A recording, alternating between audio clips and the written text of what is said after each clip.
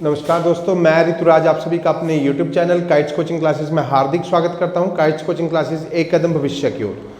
तो हमारा JOA के बैच के लिए जो आज का टॉपिक है वो है MS एक्सेल। पिछले वीडियो में जितना भी MS वर्ड से रिगार्डिंग जो भी इम्पोर्टेंट था वो हम कवर कर चुके हैं। और आज का टॉपिक शुरू करने से पहले मेरा आप सभी से अनुरोध है कि जितना हो सके वीडियो को शेयर कीजिए और साथ में कमेंट जरूर कीजिए, जिससे मेरे को भी पता चल सके कि आपकी तैयारी कितनी है। ठीक है, तो आज मैं कुछ एक क्वेश्चन भी दूंगा आपको, जिनका आपको बाद में आंसर यानी कि मेरे को कमेंट बॉक्स में आंसर टाइप करना है। तो शुरू करते हैं आज का वीडियो। MS Excel. तो हमने क्या किया था, हमने पढ़ा था MS एक्सेल। तो जो क्या बोला, जैसे MS एक्सेल खुलता है सेम वैसा ही होता है जैसे क्या है MS वर्ड में बार्स होती हैं। सबसे पहले आएगी टाइटल बार। ठीक है, टाइटल बार के बाद क्या आएगी, टैब बार आएगी। टैब बार के बाद आएगा रिबन, और रिबन के बाद MS वर्ड में क्या पढ़ा था हमने, रूलर बार पढ़ी थी, पर यहाँ पे अब रूलर बार नहीं, इसको क्या बोलेंगे हम, फॉर्मूला बार। ठीक है, तो क्या आ गया, टैब बार आ गई, उसके बाद रिबन आ गया, और रिबन के बाद यहाँ पे एक स्पेस बना होगा और इसके आगे क्या लिखा जाता है, फॉर्मूला लिखा जाता है। तो ठीक है, इसको क्या बोलेंगे हम, नेम बॉक्स। Name box. ठीक है, इसी तरह हमारी नीचे टास्क बार होगी, स्टेटस बार होगी। ठीक है, तो जो बाय डिफॉल्ट होता है किसमें, MS एक्सेल में, तो बाय डिफॉल्ट MS एक्सेल में 3 शीट्स खुली रहती हैं। ठीक है, शीट से चलो जो बाकी और जानकारी है, जैसे MS एक्सेल क्या है, जब बाय डिफॉल्ट जो टाइटल बार में क्या होता है वो होता है बुक 1। MS वर्ड में हमने क्या पढ़ा था, डॉक्यूमेंट 1 टाइटल बार में। तो वैसे ही टाइटल जो होता है बाय डिफॉल्ट क्या होगा, यानी कि टाइटल बार में टाइटल जो होगा तो वो क्या होगा, बुक 1 होगा।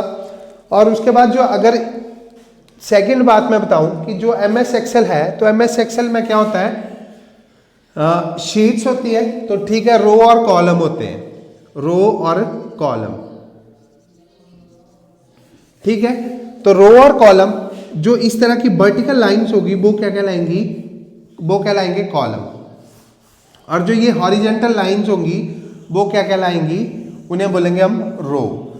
तो जैसे जो रो होती है ना, तो रो में जो काउंटिंग होती है वो कैसी होती है, ABCDE मीन्स जो इसको ये जो काउंटिंग है इसे हम बोलेंगे रो, क्या, कॉलम हेडर। कॉलम की बात कर रहा हूं, कॉलम की काउंटिंग अल्फाबेटिकली होती है, कॉलम हेडर। ठीक है, और जो रो की काउंटिंग होगी वो कैसे होगी, 1 2 3 4 5 ऐसे करके, तो इसे हम क्या बोलेंगे, रो हेडर। क्लियर हुआ इतना अपना, कॉलम हेडर और रो हेडर। कॉलम हेडर जो होगा वो अल्फाबेट में होगा और रो हेडर जो होगा वो न्यूमेरिक वैल्यू में होगा।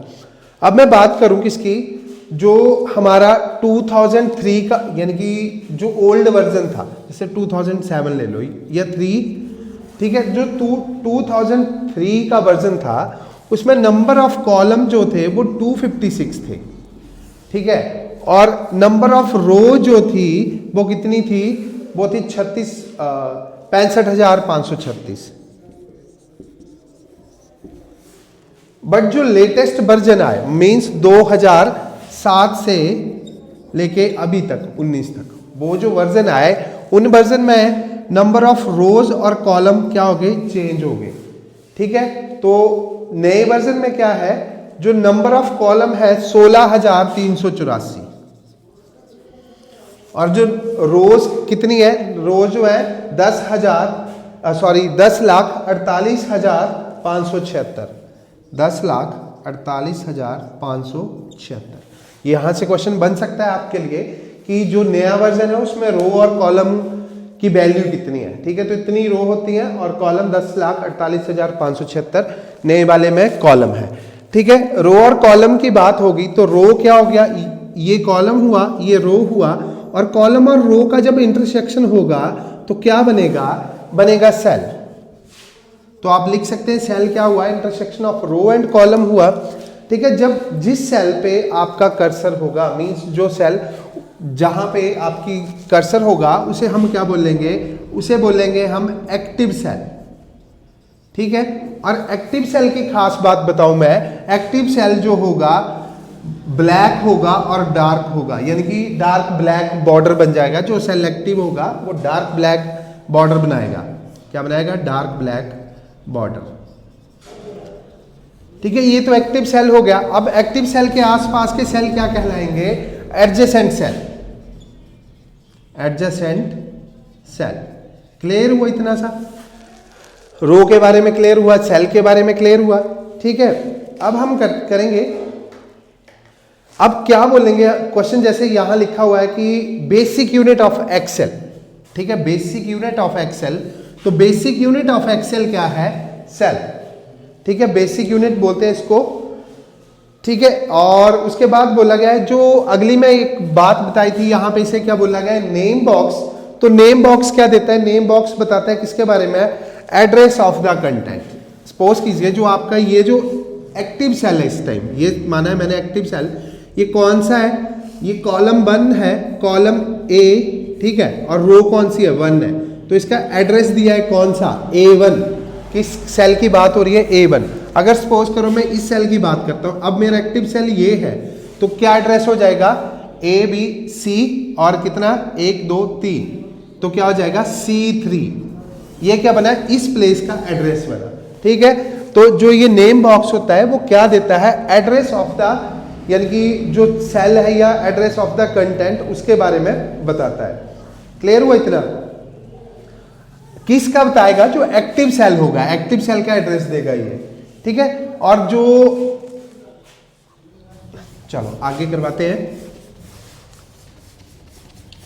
आप इसे फॉर्मूला बार भी बोल सकते हैं, क्योंकि यहां पे आगे क्या होगा? ये जो होगी ये फॉर्मूला बार कहलाएगी। इसमें आप अपना फॉर्मूला लिखते हैं। ये भी कर लिया आपने कि बाय डिफॉल्ट कितनी शीट्स होती हैं। तो बाय डिफॉल्ट 3 शीट्स होती हैं। एक और चीज बताना भूल गया, इसे क्या बोलते हैं? इसे बोलते हैं स्प्रेडशीट पैकेज। Spreadsheet package. ठीक है, जैसे एमएस वर्ड को क्या बोलते थे? Micro processing. ठीक है, इसे स्प्रेडशीट पैकेज। अब अगला जो क्वेश्चन बनता है वो डेटा टाइप से बनता है। पहले आप समझ लो what is data type. Means आप सिंपल से अपने शब्दों में समझिए कि किस तरह का डेटा एमएस एक्सेल लेता है। अब आपने देखा होगा कि एमएस वर्ड किस तरह का डेटा ले रहा था। आप उसमें न्यूमेरिक वैल्यू पुट कर सकते हैं। ठीक है, अल्फाबेट वैल्यू पुट कर सकते हैं, आप उसमें पिक्चर्स लगा सकते हैं। ठीक है, तो अब इसी तरह जो आपका एमएस एक्सेल है वो किस तरह के डेटा टाइप लेता है। जैसे एक हो गया वैल्यू। अब वैल्यू डेटा टाइप क्या है? जिसमें आप कौन सी वैल्यू एंटर कर सकते हैं? न्यूमेरिक। न्यूमेरिक मींस 1 2 3 काउंटिंग जितनी भी है उसको एंटर कर सकते हैं। दूसरा है आपका फॉर्मूला। मींस आप कोई फॉर्मूला लिख सकते हैं, चाहे ट्रिग्नोमेट्रिक यानी कि कोई भी फॉर्मूला, सम का कुछ भी लिख सकते हैं, फॉर्मूला लिख सकते हैं। और आप तीसरी तरह का जो टेक्स्ट यानी कि डेटा टाइप एंटर करेंगे वो करेंगे इसमें टेक्स्ट। अब इसमें हम पिक्चर तो एंटर कर नहीं सकते सेल में। ठीक है, तो 3 तरह का डेटा टाइप हम यूज करते हैं। ठीक है, उसके बाद हम करेंगे फॉर्मूला। क्या है? फॉर्मूला एक एक्सप्रेशन है जो कैलकुलेट करता है किसकी? वैल्यू ऑफ सेल की। जैसे कोई फॉर्मूला है वो क्या करेगा? कैलकुलेट करेगा क्या? जो वैल्यू ऑफ सेल्स, जिन जिन सेल्स की बात की होगी उनके, जैसे मैं यहां लगा देता हूं सम। ठीक है, कितना? B1 से B4 तक। ठीक है, तो ये कैलकुलेट करेगा, फॉर्मूला है ना, फॉर्मूला कैलकुलेट करेगा B1 से B4 तक, क्या? सबको ऐड अप कर देगा। समझ गए फॉर्मूला क्या होता है? अब देखो, जब ये फॉर्मूले यूज होते हैं तो इनमें जो ऑपरेटर्स यूज होते हैं। ठीक है, ऑपरेटर्स लाइक आप समझ लो जैसे प्लस माइनस, है ना, ये ऑपरेटर हुए। तो कौन ऑपरेटर जो यूज होंगे वो किस तरह से होंगे? ठीक है, या किस किस तरह के ऑपरेटर यूज होते हैं? आपसे क्वेश्चन पूछा जा सकता है कि जो फॉर्मूला बार है उसमें किस किस तरह के ऑपरेटर यूज होंगे। तो आपने मैथ्स में देखा होगा एक बॉड मास। मींस बॉड मास भी क्या है? जो ऑपरेटर यूज करने का ट्रिक है कि कैसे करेंगे bracket of, divide, multiply, addition, subtraction. Same इसी तरह जो एमएस एक्सेल में है, जो हम कैसे किस वैल्यू को पहले यानी कि उसकी जिसकी प्रेफरेंस फर्स्ट होती है उसको कैसे लिखते हैं, तो आप उसको लिख लीजिए पेमदास। पेमदास। अब देखिए, अब पेमदास इससे क्या समझेंगे, देखो यहां पे ब्रैकेट होता है तो कंप्यूटर की लैंग्वेज में ब्रैकेट को क्या बोलते हैं, पैरेंथेसिस। ठीक है, पैरेंथेसिस। ई फॉर एक्सपोनेंट, आगे मल्टीप्लाई, डिवाइड, एडिशन और सब्ट्रैक्शन। तो यही इनकी प्रायोरिटी होती है, पहले हम पैरेंथेसिस को सॉल्व करेंगे, फिर एक्सपोनेंट को, फिर मल्टीप्लाई, डिवाइड। ठीक है, तो ये भी नोट कर लीजिएगा आप। अब जो अगला क्वेश्चन हम करेंगे वो कौन सा है, डिफरेंस बताऊंगा मैं आपको फॉर्मूला और फंक्शन के बीच में। अब फॉर्मूला जैसे मैंने क्या लिखा था, अभी यूज किया था सम। ठीक है, सम किया था मैंने B1 से B4 तक, यही बोला था, एक रेंज दे दी थी। ठीक है, चलो यहीं से कुछ एक पहले बातें क्लियर करता हूं। जैसे मैं सम यूज कर रहा हूं, मैं बोल रहा हूं कि जो मेरे कॉलम है कौन सा, B1, B2, B3 और B4, ये चारों कॉलमों का क्या होना चाहिए, सम होना चाहिए। तो मैंने रेंज किसके साथ दी, तो मैंने रेंज दी कॉलम के साथ। ठीक है, ये जो सिंबल है इसके साथ मैंने रेंज दी, और जो मैं जैसे मैं बोलूंगा सम करो किसका, B1 का और B2 का। ठीक है, तो इसको कैसे करूंगा, कैसे, ये जो कॉमा है इससे डिफाइन करूंगा मैं, दो को, ये सिर्फ दो को ऐड करेगा और ये इस पूरी रेंज को ऐड करेगा। क्लियर हुआ इतना। अब मैं बात कर रहा था फॉर्मूला की और फंक्शन की। अब देखिए फॉर्मूला क्या है, जैसे कोई भी फॉर्मूला है आप उसको पहले लिखेंगे, वैल्यू पुट करेंगे, है ना। फॉर्मूला जैसे a+b, सपोज कर लो a+b, मैंने a को b के साथ जोड़ा तो मैं प्लस का निशान लगाऊंगा, दोनों वैल्यू लिखूंगा। पर प्री डिफाइंड एक होता है फंक्शन। फंक्शन में क्या होता है, जैसे जो ये a+b करना है मेरे को, ये पहले से ही बना दिया गया होता है और हमें सिर्फ वहां पे लिखा होता है सम। ठीक है, बीच में पैरामीटर दिए होते हैं, जैसे a1, जैसे यहां मैंने किया b1, b2, मतलब ये प्री डिफाइंड डिजाइन होता है। ठीक है, फॉर्मूला में आप ऐसे लिख सकते हैं a1, a2, a3, और सम में आप सीधा क्या, जैसे मेरे को तीन जोड़ने हैं, a1, b1 और a2 और a3 जोड़ने हैं, तो मैं ऐसे लिखूंगा फॉर्मूला में। और मेरे को अगर कैसे करना है, फंक्शन के साथ करना है, तो मैं क्या लिखूंगा a1 और रेंज दे दूंगा कहां तक, a3 तक। ठीक है, तो ये पहले से ही जो ये चीज मैंने यहां टाइप की, ये पहले से ही यहां पे डिजाइन है कि बनी हुई है कि जब हम यूज करेंगे तो ऐसे ही यूज करेंगे। अब फंक्शन, तो फंक्शन कितनी तरह के होते हैं, अगर बात करें हम किसकी, फंक्शन की, तो फंक्शन कुछ टाइप्स है फंक्शन की, जो राइट डाउन कर लीजिए, types of function. Types of function, कौन कौन सी तरह के फंक्शन होते हैं, जैसे ऑटो सम हो गया, ऑटो सम क्या से समीशन लगता है, सिग्मा। ठीक है, और ऑटो सम के बाद दूसरा फंक्शन है फाइनेंशियल फंक्शन। कौन सा, फाइनेंशियल, FXN से मैं डिनोट कर रहा हूं फंक्शन को। तो फाइनेंशियल फंक्शन में हम क्या करेंगे, इसमें हम कैलकुलेट करते हैं क्या, CI और SI की। ठीक है, इन्हें जो बोलेंगे हम फाइनेंशियल फंक्शन, और सिंपल सम का फंक्शन जिसमें हम सम कैलकुलेट करेंगे। एक होते हैं हमारे logical function. Logical function means जो क्या ट्रू फॉल्स के ऊपर चलते हैं, इफ एल्स। इफ मींस आपकी कंडीशन सेटिस्फाई है ना, तो इफ वाला पार्ट प्रिंट होगा, अगर नहीं है तो एल्स वाला पार्ट प्रिंट होगा। ठीक है, तो इफ एल्स हो गया लॉजिकल। उसके बाद है टेक्स्ट फंक्शन। टेक्स्ट फंक्शन क्या करते हैं, जैसे अपर केस से लोअर केस में कन्वर्ट करना हो या लोअर केस से अपर केस में कन्वर्ट करना हो, तो हम किस फंक्शन का यूज करेंगे, टेक्स्ट फंक्शन का। आगे date and time, date and time, तो डेट एंड टाइम का यूज किस लिए, टाइम और डेट को सेट करने के लिए यूज होता है। इसी तरह हमारे ट्रिग्नोमेट्रिक फंक्शन भी होते हैं।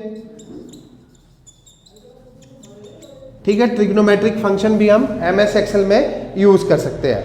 और जो ये जो कलेक्शन ऑफ किसकी होगी, फंक्शन होगा, कलेक्शन ऑफ फंक्शन होगा, इसे हम क्या बोलेंगे, इसे बोलेंगे हम फंक्शन लाइब्रेरी। क्या बोलेंगे, फंक्शन लाइब्रेरी। क्लियर हुआ इतना?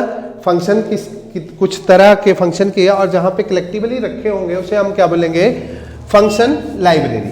अब हम बात करेंगे वेरियस टाइप ऑफ फंक्शन, किस किस तरह के फंक्शन होते हैं। जैसे हमने सम के बारे में पढ़ा भी, तो सबसे पहले बात करूंगा मैं किसकी, सम की। ठीक है, तो एक बात नोट कर लीजिए, फंक्शन ऐसे होगा, बीच में पैरामीटर लिखे जाते हैं, क्या बोलते हैं, पैरामीटर। और फंक्शन का भी ऐसे नहीं होगा, फंक्शन स्टार्ट होगा विद इक्वल्स टू। इंपॉर्टेंट बात है कि फंक्शन किसके साथ स्टार्ट होगा, अगर आपसे एग्जाम में पूछा जाए कि बीच वन इज करेक्ट, जैसे बीच में a1:a2 दे दिया है मेरे पास, यहां भी a1:a2 दे दिया है, तो कौन सा करेक्ट है, तो आपका ये करेक्ट है क्योंकि स्टार्ट्स विद इक्वल्स टू है, ये आपका रॉन्ग है। क्लियर हुआ? तो ये बात नोट कर लीजिए कि फंक्शन जो होंगे वो इक्वल्स टू के साथ ही होंगे।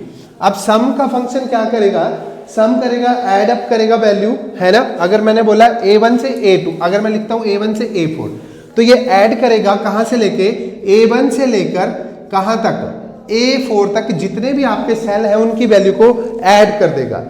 ठीक है, इसी तरह अगर मैं लिखता हूं सम और बीच में कर देता हूं a1, a4, तो अब इस केस में क्या करेगा, अब ऐड करेगा किसे, a1 एंड a4 को। यहां a से लेके a4 तक, a1 से लेके 4 तक सभी को ऐड कर रहा था, अब कॉमा लगाऊंगा तो किसको ऐड करेगा, a1 और a4 को। क्लियर हुआ इतना? उसके बाद जो है, अगर आपके पास ऐसे दे दिया जाए सम a1, रेंज दी थी मेरे पास a6, a1 से लेके a6 तक आप ऐड करो, ठीक है, और उसके बाद डिवाइड बाई 5 कर दिया, 10 कर दिया, कुछ भी, तो इसका मतलब क्या हुआ, इसका मतलब हुआ ऐड करेगा वैल्यू कहां, a से लेके 6 तक, और उसके बाद क्या कर देगा, उसके बाद डिवाइड कर देगा। क्लियर हुआ इतना? नेक्स्ट फंक्शन है हमारा एवरेज, एवरेज फंक्शन। अब एवरेज फंक्शन जब आएगा तो पूरी जो इसकी स्पेलिंग है उसी के साथ आएगा। अगर आपको ऐसे लिखा होगा ABG, ठीक है, तो आपका ये क्या है, इनकरेक्ट है, और करेक्ट क्या है, एवरेज। तो एवरेज क्या करेगा, एवरेज में भी ऐसे रेंज दी होगी A1 से लेके A9 तक, मींस A1 से लेके A9 तक आपके जितने भी सेल हैं उन सेल की वैल्यू का आप एवरेज निकालो, सम करो पहले और डिवाइड कर दो टोटल नंबर ऑफ वैल्यूज के साथ।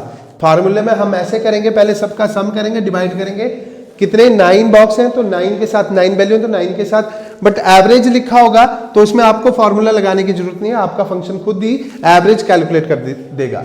और जो मेन बात है कि एवरेज जो होगा वो पूरी स्पेलिंग के साथ होगा। क्लियर हुआ इतना? नेक्स्ट फंक्शन हम करते हैं काउंट, ठीक है, काउंट और काउंट ए, काउंट और दूसरा है काउंट ए। अब ये काउंट जो फंक्शन है, काउंट फंक्शन क्या करता है, काउंट करेगा आपकी जितने भी आप, जैसे मैं दे रहा हूं काउंट, मैंने रेंज दे दी A1 से A6, नहीं काउंट रेंज नहीं दी जाएगी। अगर मैं काउंट फंक्शन का यूज कर रहा हूं तो सिंपल सा ही नोट लिखिए कि एक तरह का काउंटर होता है, ये जितने भी बार, जैसे आपकी हार्ट बीट है ना, जैसे दिल धड़क रहा है, जितने बार धड़क रहा है उसको काउंट करेगा, ठीक है। तो काउंट फंक्शन क्या करता है, काउंट करता है, पर काउंट की खासियत क्या है, ये सिर्फ न्यूमेरिक वैल्यू को काउंट करता है। ये आपसे पूछा जाएगा कि काउंट फंक्शन न्यूमेरिक वैल्यू को काउंट करता है कि काउंट ए, काउंट कौन करता है, काउंट करता है। और जो काउंट ए है वो किस तरह की वैल्यू को काउंट करता है, तो काउंट ए काउंट करता है हर तरह की वैल्यू, चाहे न्यूमेरिक है चाहे अल्फाबेट है, न्यूमेरिक है या अल्फाबेट, इन सभी को काउंट करेगा ये जो काउंट ए फंक्शन है। एक तरह का फंक्शन है आपका कौन सा, मिनिमम फंक्शन और मैक्स फंक्शन, इक्वल्स टू के साथ यूज कीजिएगा, मिनिमम फंक्शन और मैक्स फंक्शन। तो मिनिमम फंक्शन क्या करेगा, जो आपने रेंज दी होगी मिनिमम की, ठीक है, जैसे मैं बोल रहा हूं मिनिमम A1 से लेके कहां तक, A10 तक। तो A1 से लेके A10 तक का जो सेल जो है A1 से लेके A10 तक, उसमें मिनिमम वैल्यू को फाउंड करेगा मिनिमम फंक्शन, और मैक्स वैल्यू को फाउंड करेगा आपका कौन सा फंक्शन, मैक्स फंक्शन। क्लियर हुआ इतना? एक और है लॉजिकल फंक्शन जो हमने पढ़ा अभी, लॉजिकल फंक्शन इफ। ठीक है, इफ क्या है, लॉजिकल फंक्शन है, एल्स भी आपका लॉजिकल फंक्शन है। तो लॉजिकल फंक्शन ये क्या करते हैं, कंडीशन को चेक करते हैं। अगर आपकी कंडीशन ट्रू है तो इफ तो प्रिंट कर जाएगा, मींस आउटपुट आएगी, अगर नहीं है तो एल्स जो आपका दूसरा पार्ट है वो प्रिंट होगा। ठीक है, उसके बाद एक और फंक्शन है कॉन्कैटिनेशन। अब कॉन्कैटिनेशन क्या है, जैसे मैं बोल दिया A1, A6, तो मींस जो A1 सेल है और A6 सेल है उनको कॉन्कैटिनेट कर देगा, जोड़ देगा। ठीक है, मींस ऐसे है, A1 में कुछ वैल्यू लिखी है उसको किसका कॉन्कैटिनेट कर देगा, जो A6 वाली के साथ, कॉन्कैटिनेशन फंक्शन। और एक और फंक्शन है कौन सा, टुडे और नाउ फंक्शन, इंपॉर्टेंट है नाउ। ठीक है, तो टुडे से आप क्या करेंगे, इंसर्ट करेंगे जो टुडे डेट है इसमें, सेल में अगर आपको डेट पुट करनी है टुडे की जो प्रेजेंटली चली है तो आप यूज करेंगे टुडे फंक्शन। और नाउ फंक्शन किस लिए यूज होता है, ये यूज होता है करंट डेट एंड टाइम को सेल में पुट करने के लिए। क्लियर हुआ, नाउ फंक्शन और कौन सा आपका टुडे फंक्शन। ये था हमारा किसके बारे में, आज का जो हमारा टॉपिक था एमएस एक्सेल का जो बिगिनिंग था उसमें हमने किया फंक्शन के बारे में। नेक्स्ट वीडियो में आपको लेके आऊंगा चार्ट से रिगार्डिंग। ठीक है, तो आशा करता हूं आपको मेरा वीडियो जरूर पसंद आया होगा। अगर आपको मेरा वीडियो अच्छा लगे तो अपने दोस्तों के साथ शेयर करें। सॉरी, मैं एक बात भूल गया, जैसे आपको मैंने बोला था कि मैं क्वेश्चन दूंगा कुछ, तो जैसे पहला क्वेश्चन है आपके लिए जो आप मेरे को कमेंट बॉक्स में आंसर देंगे। ठीक है, तो नोट कीजिएगा पहला question, intersection of row and column in a worksheet is known as, उसे क्या कहेंगे जो इंटरसेक्शन होगा। और दूसरा है which function in MS Excel tells how many numeric entry are there, means कौन सा फंक्शन हमें बताएगा कि MS Excel में कितनी न्यूमेरिक वैल्यू है। ठीक है, तीसरा क्वेश्चन लिख लीजिए, on Excel sheet the active cell is indicated by, Excel sheet में जो एक्टिव सेल है उसे किस तरह इंडिकेट करते हैं। आशा करता हूं आपको जरूर पसंद आया होगा। धन्यवाद।